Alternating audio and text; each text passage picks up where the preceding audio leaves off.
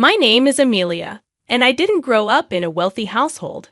Despite the modest beginnings, I managed to secure a job and even tied the knot with Edward, who works at a luxury hotel. Initially, I envisioned a happily ever after, but little did I know that life had different plans. My childhood home was far from affluent, but I harbored no resentment toward my parents. They sacrificed their luxuries for me, taking me to places and imparting knowledge about diverse cultures. I often wondered if their passion for geography surpassed my own needs. As a child, I felt they were going above and beyond for my sake. Determined not to burden my parents further, I decided to work right after middle school. Despite my mother's advice to complete high school, I was resolute. My father supported my decision, emphasizing that they had enough savings to send me to high school. Their encouragement warmed my heart, but more than that, I yearned to alleviate their struggles as soon as possible. I'll start working as soon as I graduate. The sooner I start, the sooner I'll earn more, I assured them, though the uncertainty of finding a job loomed. My childhood friend Jessica, an immigrant like me, shared a similar financial background. Our bond grew as we navigated the challenges together. Learning Spanish through conversations with Jessica turned out to be a valuable skill. By ninth grade, I could hold conversations in Spanish proficiently. Coincidentally, a travel agency recognized this skill and decided to hire me. While Jessica and I drifted apart after leaving school, my focus on work remained unwavering. Time passed, and at 26, I'd often found myself working in the lounge of a hotel, a place that had become familiar through frequent visits for my job. The high-end yet cozy ambience of the place, along with reasonably priced snacks and coffee on the menu, became our go-to spot for staff meetings. Edward, who worked as a waiter there, managed to strike up conversations in Spanish, likely due to the hotel's international clientele. Occasionally, I found myself in the company of foreign guests, and something just clicked between Edward and me. Our whirlwind romance led to marriage, a profound experience for a girl from a humble background. However, the excitement of starting a new life took an unexpected turn. Prior to our wedding, Edward expressed a heartfelt request. He wished to live in his family home, as he was concerned about his widowed mother living alone.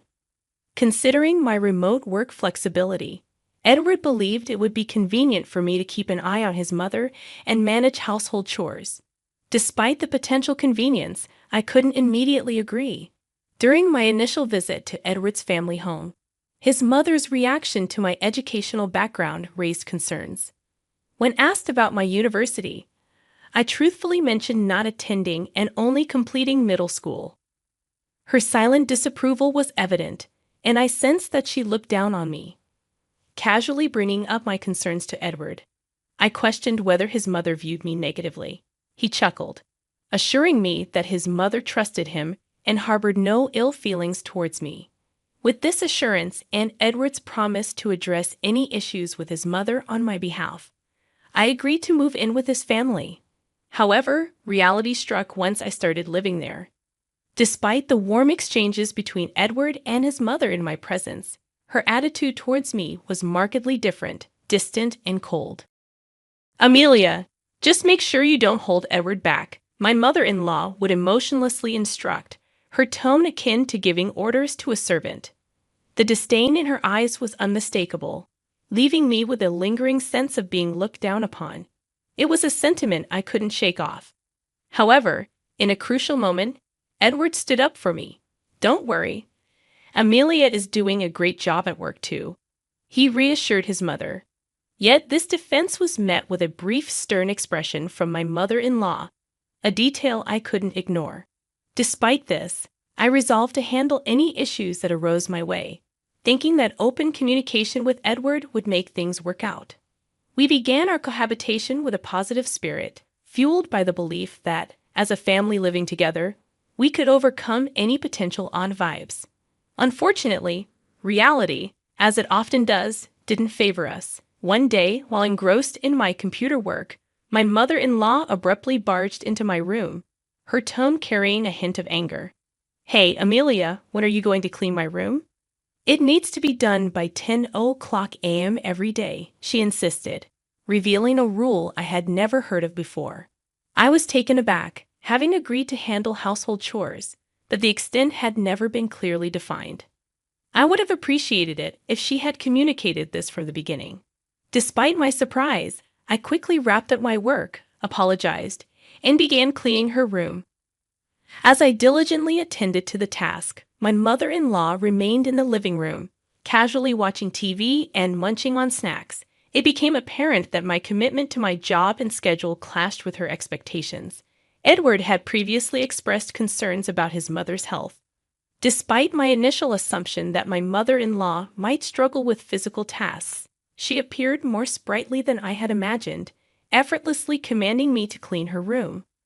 Once that task was completed, she promptly instructed me to start preparing dinner, emphasizing her preference for bland flavors. This unexpected request was followed by a directive to go shopping for ingredients immediately. While I thought it might be too early to start cooking, I decided to comply and headed out for groceries. Upon my return, I found my mother-in-law predictably still at leisure. Suppressing my irritation, I chose to hold back and focus on getting the chores done. Perhaps she was testing my patience, and I believed she would eventually understand and appreciate my efforts. However, this hope lingered for months as the demands became increasingly nitpicky. Whether it was a complaint about being 5 minutes late with the laundry or dissatisfaction with the cleanliness of the bathtub, the nitpicking reached an almost obsessive level. Before I realized it, I found myself shouldering all the household chores while my mother-in-law continued to laze around at her leisure. The growing concern that this situation might adversely affect my job prompted me to take action. Waiting until evening when my mother-in-law had retired for the night, I decided to confide in Edward. I shared my frustration, expressing that I felt constantly criticized and fatigued. To my surprise, Edward chuckled dismissively and said, "Come on, that can't be true. Mom's a kind person. There won't be any issues as long as Amelia doesn't do anything strange. Please try to get along with her." He simply wouldn't believe me, perhaps because my mother-in-law consistently doted on him and never voiced complaints to me. When Edward was present, she would even suggest that I take a break and enjoy some tea. Despite these occasional moments of respite, my patience with the relentless cycle of household chores was wearing thin. I found myself tethered to domestic responsibilities throughout the day, often working on my job late into the night. Honestly, my trust in Edward was waning, and without a change, the mounting stress threatened to overwhelm me. In the midst of this turmoil, my mother-in-law dropped a bombshell. "Amelia, I'll be away for about a week in roughly 3 months. Make sure you keep the house in order, okay?" This revelation caught me off guard, and when I inquired about the sudden trip, she casually mentioned that Edward had suggested an overseas vacation. Strangely, Edward hadn't uttered a word about it to me, leaving me feeling excluded and burdened with the responsibility of maintaining the house. Feeling the urgency to address the situation, I broached the topic with Edward that night. His response was, "Oh, Mom already told you, but you're coming too, right?" It turned out there was a miscommunication, and my mother-in-law had misled me. Despite Edward's desire for me to join the trip, the prospect of spending extended time with her soured the idea for me. In frustration, I expressed my reluctance to go, explaining that I couldn't possibly enjoy the trip with his mother. Edward, taken aback, completely lost his composure and lashed out, creating a tense and strained atmosphere in our already challenging living situation. Edward's response to my reluctance shocked me. "Amelia, what the heck are you saying? How long are you going to keep up this childish nonsense? I won't allow you to speak ill of Mom like that. You better reflect on this. It's a vacation abroad for crying out loud, and I want to enjoy it too," he retorted. The lack of trust from Edward was disheartening, and the prospect of staying in the house had become nothing short of agony for me.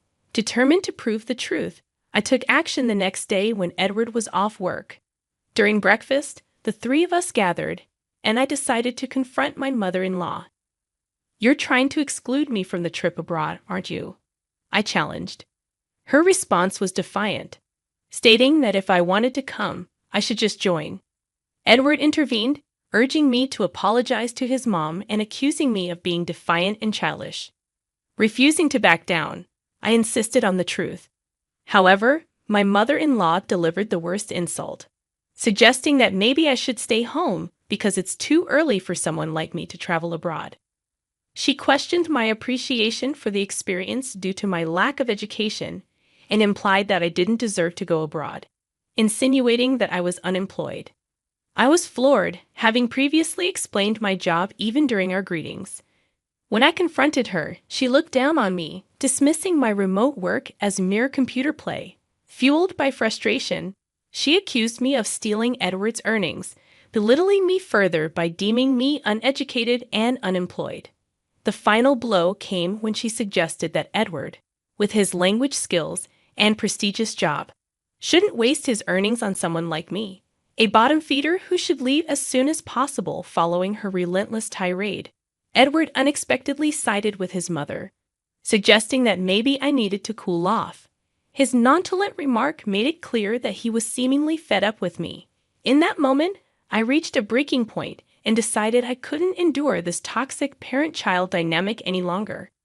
Despite my mother-in-law telling me to leave, I wanted confirmation, and when she reiterated that I should go, I accepted. With a simple nod, I left the house, my mother-in-law calling after me with a sneer, mocking my supposed poor life as it suited a bottom feeder like me. As I left, they didn't realize that retribution would come their way. About 3 months after my departure, roughly when they were scheduled for their overseas trip, my mother-in-law frantically called me. Surprised that she managed to reach me, she explained their predicament. They were receiving collection letters and needed help. I questioned why they were facing such issues, to which my mother-in-law confessed that she didn't know about any of it. I revealed that I hadn't been paying the utilities, and when she asked why I hadn't informed her, I simply replied that it was expected. It seemed Edward had finally disclosed the truth about our financial situation. I had already started my own business, utilizing the expertise gained from the travel agency, and it was thriving. After leaving Hawaii, I returned to California, ensuring the divorce papers were properly drafted and promptly filed. The divorce went through smoothly, leaving Edward looking noticeably gaunt. It seemed he had been relying on my financial support even for the overseas trip. This revelation, however, didn't surprise me anymore. It turned out that both Edward and my mother-in-law had been living a luxurious lifestyle on my father-in-law's wealth until it ran out. Blinded by a temporary influx of cash, my mother-in-law had spent lavishly until nothing was left. Edward, aware of his low income, had turned to me for help, exacerbating their financial irresponsibility. As I listened to my mother-in-law's explanations, more shocking facts emerged. She had insisted on me living with them, not to keep an eye on her, but because she had been living off my father-in-law's wealth. Their debts, now totaling over $440,000, were a result of their extravagant spending. The level of dependency in these grown adults was beyond exasperation. My mother-in-law, audaciously asking for my help, was astonished when I refused. Edward, claiming that I had a duty to assist, pleaded for help, displaying an unwarranted sense of entitlement. In a moment of mercy, I proposed that they both start living more frugally and work hard to manage their debts. I made it clear that I had no intention of paying off their debts for them. Edward, frustrated with the reality of the situation, proposed getting a divorce to exchange it for financial relief. Unfazed, I agreed, and the divorce papers were swiftly processed. Upon my return to California, I ensured that their debts remained their responsibility, delivering the divorce papers and ending the call. About a week later, I heard from Edward, revealing that he had been counting on my money for their overseas trip. This lack of surprise was an acknowledgement of their misguided expectations. I stood firm in my decision not to bail them out financially and advised them to work hard to manage their debts. Jessica, on the other hand, had built a house in Hawaii and become a company president, mirroring my own success. She had her parents living with her, enjoying their time together. Inspired by Jessica's example, I called my parents from California, and we began living together in Hawaii. Occasionally, I visited Jessica, sharing our blessings and encouraging each other as we worked hard at our respective jobs. The experience served as a valuable lesson for both Jessica and me, emphasizing the importance of hard work and financial responsibility.